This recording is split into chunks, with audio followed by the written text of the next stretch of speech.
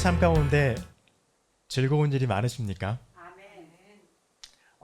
행복한 삶을 사시고 계십니다. 보통 이렇게 여러분 삶 가운데 즐거움이 많으세요? 이렇게 물어보면 아니요 라고 대답하는 사람들이 요즘에 참 많다고 합니다. 특별히 요즘엔 더 그럴 것 같아요.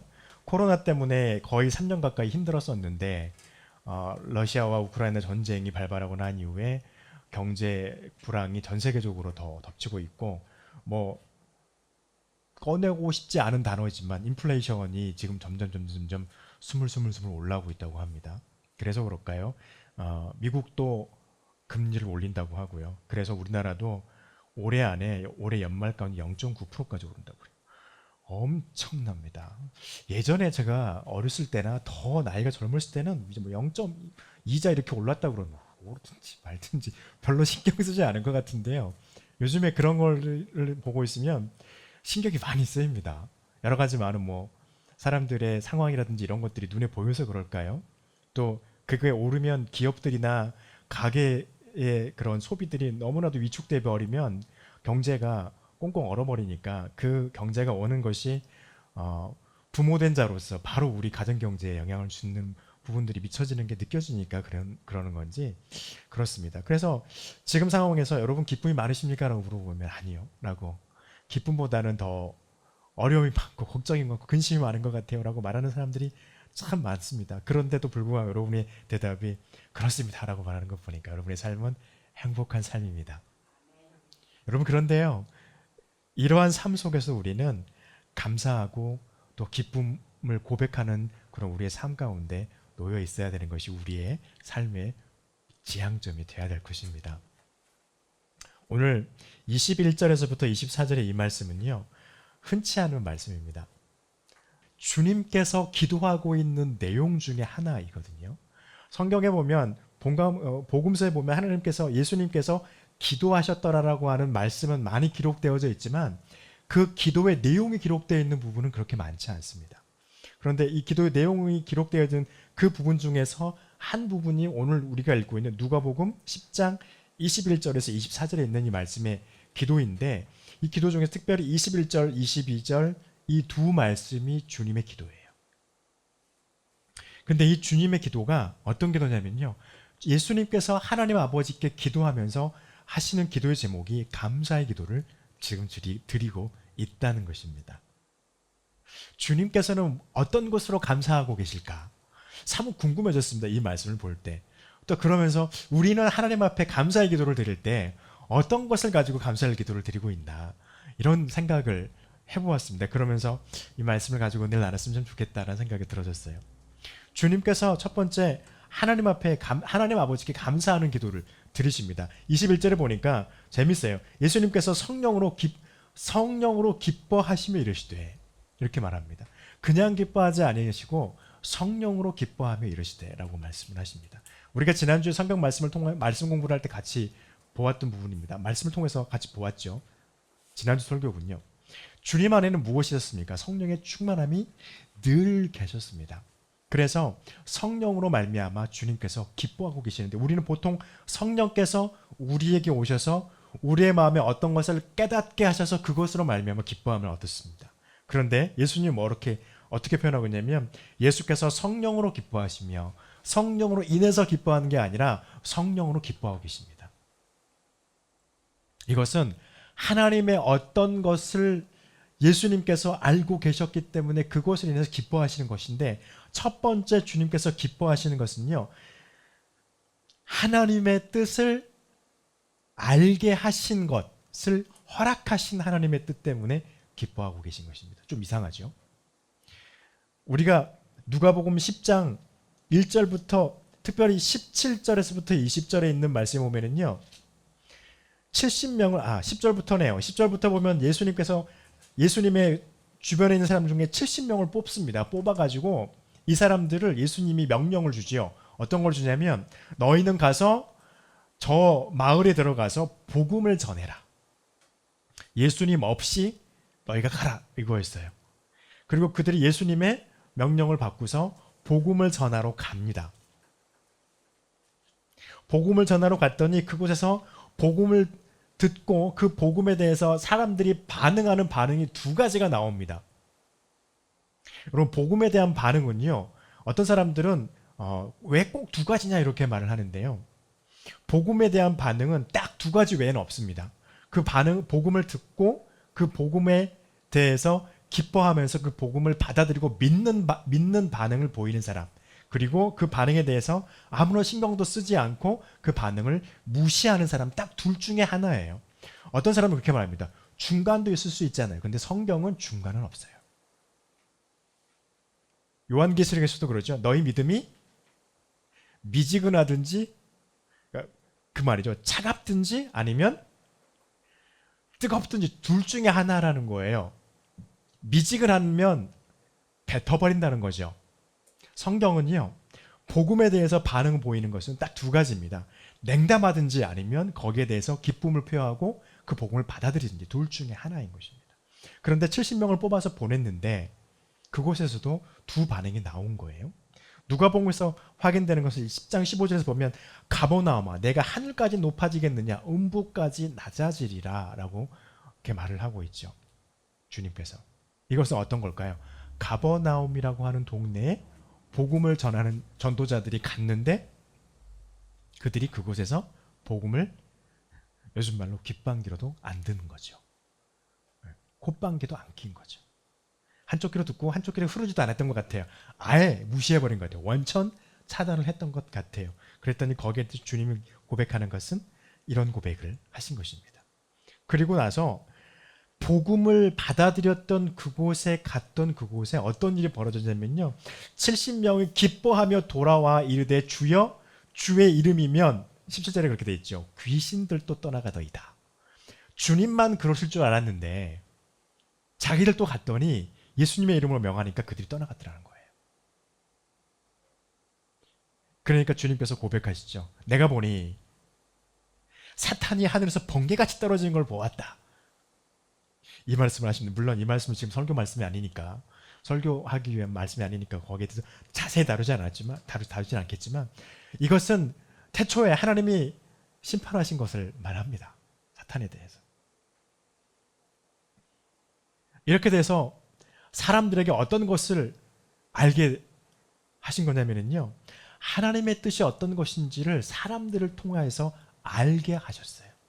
그래서 그것 때문에 예수님은 지금 하나님, 내 백성들로 인해서 하나님의 뜻이 무엇인지 알게 하여 주셔서 감사합니다. 고백하고 계십니다. 그래서 복음을 전할 때 복음을 받아들이는 이들의 반응이 두 가지가 있으며 그 반응이 왔을 때 그 안에 예수님 안에 있는 권능과 전능과 모든 그런 권세를 가지고 하나님께서 허락하신 모든 권세가 복음을 전하고 있는 그들에게까지도 전가되고 인계되어져서 그들이 주의 이름으로 명령하면 그 명령이 주님의 뜻 안에서 이루어지고 있다는 것을 이들이 알게 됐어요. 그래서 그들의 반응은 뭡니까? 기뻐했습니다. 안 될 줄 알았는데 자기가 하니까 되거든요. 이것은 뭡니까? 예수 그리스도의 이름으로 너희가 사도행전의 말처럼 권능과 권세를 받아서 그 이름으로 나가서 행하면 그것이 이루어질 거라는 것이에요. 하나님의 뜻 안에서. 그리고 이것을 받아들이는 자들을 예수님은 누구라고 지칭하고 있냐면요. 어린아이와 같은 자라고 말을 하고 계십니다. 이런 사람들은 어떤 사람들입니까? 어린아이는 누구입니까? 정말 어린아이일까요? 어린아이를 생각하면 우리는 그냥 순진하고 요즘에는 그렇지도 않대지만은요. 요즘에는 어린아이들이 영악하다 그러죠. 순진하지 않다고 그러잖아요. 이용하고 막 어른들을 이용하는 부분들이 많으니까. 그런데 보통 어린아이 그러면 그냥 순수하고 순진하고 그걸 잘못됐는지 잘 됐는지 잘 따지지 않고 어른이 말하면 그냥 따라가는 그런 것들이죠. 그러한 모습이 어린아이의 모습이죠. 그런데 주님이 말하는 어린아이는 그런 모습이 절대로 아닙니다. 성경에 말하는 어린아이는 그런 모습이 아니에요. 우리가 어린아이처럼 백시처럼 되면요 큰일 나요. 우리 다 사기당하고 우리가 하나님께서 우리에게 주신 거 다 뺏기고요. 안 되잖아요. 그런데 성경에서 말하고 주님이 말하고 있는 어린아이와 같은 자는 어떤 사람이냐면요. 우리에겐 지혜도 있고 각각 우리 스스로에게는 지식도 있고 경험으로 쌓여 있는 삶의 지혜도 있습니다. 그 모든 것을 우리는 다 활용하고 그것을 충분히 가지고 있어야만 해요. 그런데 어떨 때 우리가 하나님 앞에서 어떤 모습을 보여야 되냐면요. 하나님의 복음이 우리에게 들려왔을 때, 하나님의 말씀이 우리에게 선포되어졌고 그 선포된 하나님의 말씀이 우리의 마음에 부담감을 주실 때, 다시 말하면 하나님의 뜻이 우리에게 전달되어졌을 때인 거죠. 전달되어졌을 때, 그때 내가 갖고 있는 지식, 내가 가지고 있는 경험, 내가 가지고 있는 힘과 권력과 부를 다 하나님 앞에서 내려놓고 하나님의 뜻에 순종하는 것입니다. 이런 사람이 어린아이와 같은 사람인 거예요.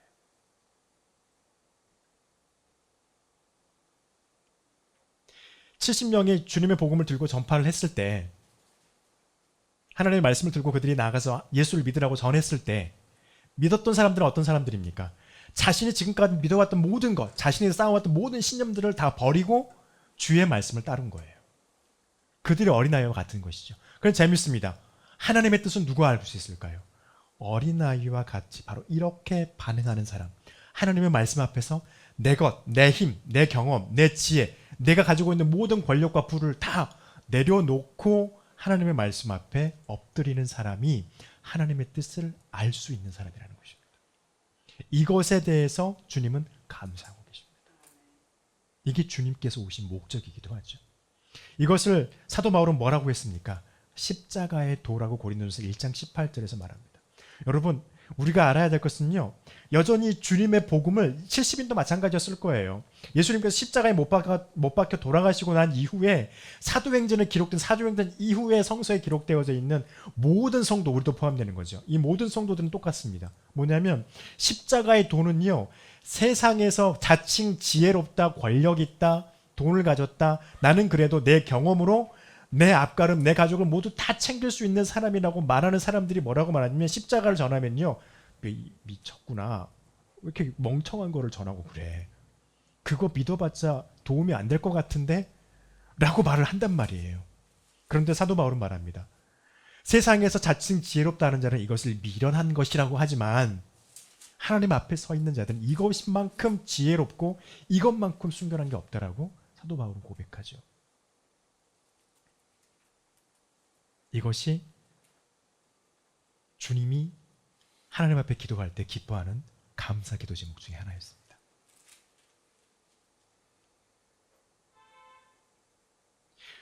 또 한 가지 주님께서 기뻐하면서 감사했던 것은요, 하나님과 아버지, 하나님 아버지와 아들을 알 수 있는 사람이 있게 하심을 감사했습니다.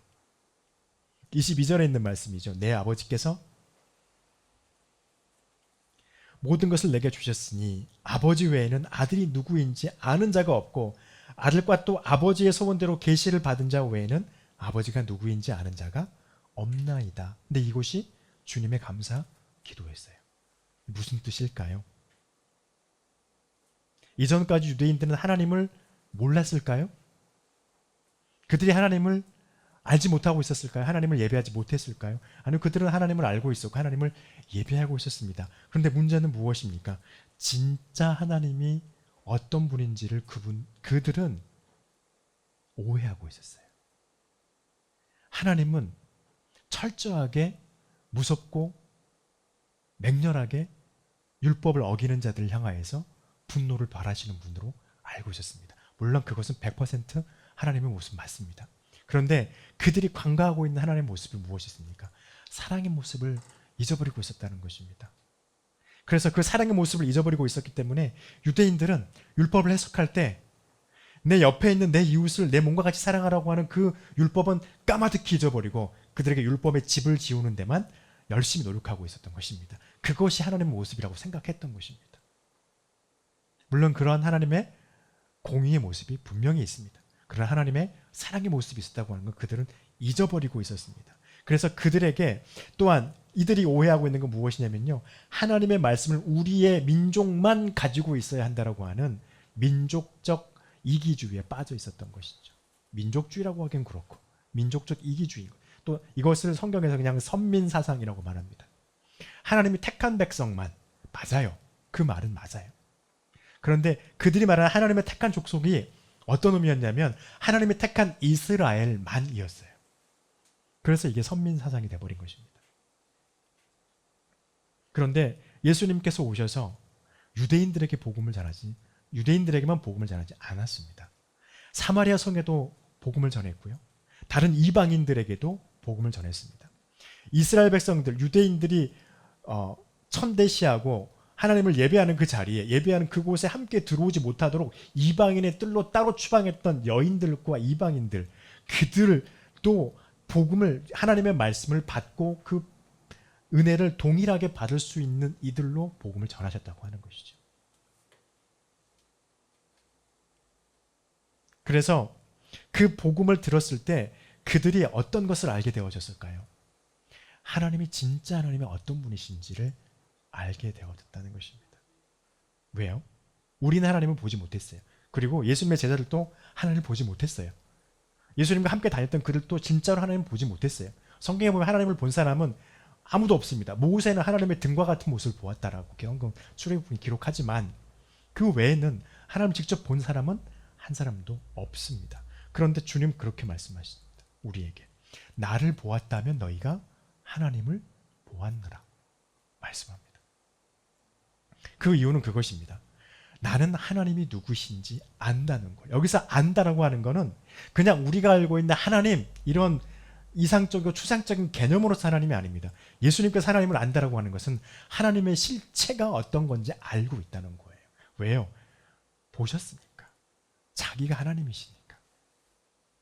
예수 그리스도에 대해서 하나님 아버지는요, 예수 그리스도의 실제 모습이 어떤 모습인지를, 또 예수 그리스도가 실제로 어떤 분인지를 하나님 아버지는 아신다는 거예요. 왜요?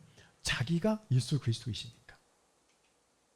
그래서 예수를 통하여서 선포되어지는 그 말씀이 무엇인지 아신다는 것입니다.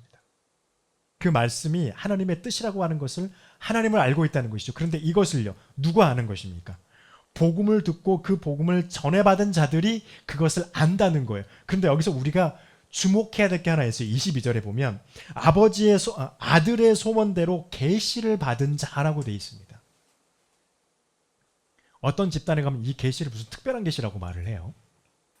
특별한 계시 아닙니다, 여러분. 아들의 소원대로 계시를 받은 자. 아들의 소원대로 계시를 받았다는 건 뭐냐면 아들이 이 땅에 오셔서 주님께서 가르치시고 선포하셨던 하나님의 말씀을 듣고 깨닫는 자들을 말해요. 이게 계시예요. 그런데 어떤 단체는 무슨 자기가 무슨 특별한 계시를 선포하는 거 그거를 들어야지 그것을 알아야 구원받는다고 이딴 소리를 하고 있죠. 아니에요.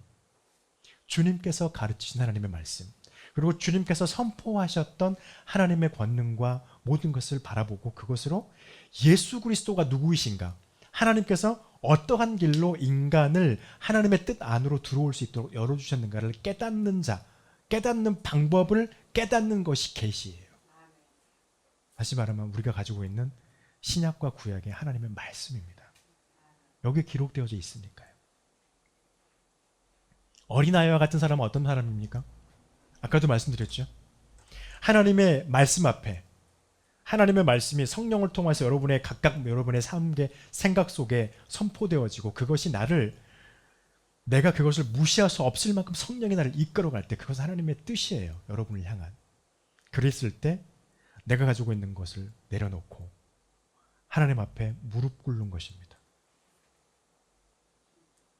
그리고 어려움이 닥쳐왔을 때요, 나의 삶의 경험, 지식과 내가 가지고 있는 것들을 다 총동원해서 그것을 이겨내려고 했는데 도대체 이것을 넘어갈 수 없을 때, 그때 누구를 의지하는 겁니까? 하나님의 권능과 능력을 의지하며 무릎 꿇고 기도하는 사람이 어린아이와 같은 사람입니다. 이러한 사람이 누구냐면요, 아들의 소원대로 계시를 받은 자예요. 그 자들은 무엇을 아는 겁니까? 하나님의 뜻이 무엇인지 아는 것입니다. 그 사람들이 이제 그 백성들이 생겨나기 시작했어요. 주님으로 말미암아서. 제자들이 복음을 들고 마을에 들어가서 그곳에서 복음을 전했더니 그 말씀을 듣고 하나님의 뜻이 어떤 것인지, 무엇이 하나님의 뜻인지를 깨닫고 아는 자, 그리고 주님 앞에 나오는 자들이 생기기 시작했어요. 그것을 보고 하나님, 예수님께서는 감사하며 기도드렸습니다. 그리고 주님이 그들에게 축복하십니다. 23절, 24절의 말씀이죠. 특히 23절에 말을 하죠. 이곳을 보고 있는 너희 눈이 보깃도다. 여러분, 참 부러운 부분입니다. 제자들과 주님의 주변에 있었던 120명의 그 초대교회 멤버들은요, 주님의 말씀을 직접 듣고 주님께서 행하신 모든 것을 자신들의 눈으로 직접 보았어요. 이게 얼마나 큰 축복입니까? 육신 입으신 하나님을 본 자들이에요. 어마어마한 축복을 받은 자들입니다. 그래서 주님께서도 그렇게 말합니다. 너희가 보는 것을 보는 눈은 복이 있도다. 우리는요, 여러분, 저와 여러분은요, 하나님의 말씀을 듣는 귀를 가지고 있습니다. 그리고 가끔 하나님께서 우리의 삶 가운데 역사하셔서 마치 정말 우리의 힘으로 될 수 없는 것들을 이루어내시는 하나님의 역사를 우리의 눈으로 봅니다. 여러분, 하나님의 역사를 보는 우리의 눈과 하나님의 말씀이 선포되어진 그 말씀을 듣는 우리의 귀는 주의 말씀대로 복이 있습니다. 왜 그렇습니까? 그것을 통해서 하나님의 뜻이 무엇인지를 깨닫기 때문입니다.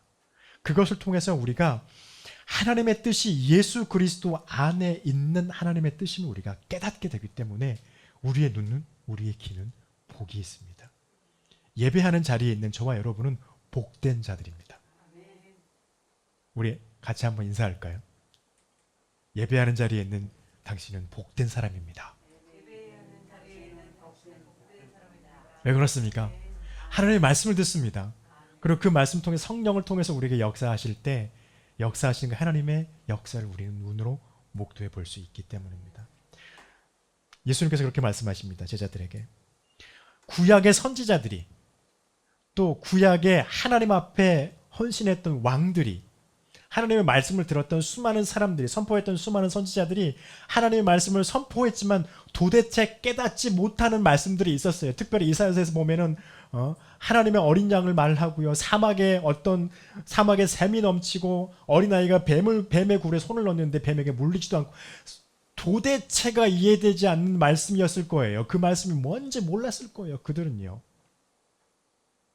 그런데 제자들은 그 말이 무엇인지 알 수 있었습니다. 자신의 눈으로 직접 보는 게 있었거든요. 저와 여러분 그 말씀이 무슨 말씀인지 압니다. 십자가에서 돌아가시고 부활하셔서 승천하시고 우리에게 말씀하시기를 재림할 때까지 너희는 믿음 안에서 나를 기다려라. 그렇게 되면 그 나라가 오게 될 것이라고 하는 것을, 하나님의 새하늘과 새 땅이 우리에게 임하게 될 것이라고 하는 것을 우리는 알고 읽고 듣고 있습니다. 그런데요, 구약에 있는 하나님의 사람들은요, 선포하지만 그게 무슨 말인지 몰랐어요. 그런데 지금 제자들은 그게 어떤 말인지 이제 아는 겁니다. 저와 여러분도 그 말이 무슨 말인지 압니다. 그래서 주님이 말씀하세요. 하나님의 뜻이 무엇인지 알고 그 뜻이 우리에게 전해졌을 때 하나님 앞에서 어린아이가 된 자는 복이 있다. 여러분, 주님이 그것 때문에 감사 기도를 드리고 있습니다.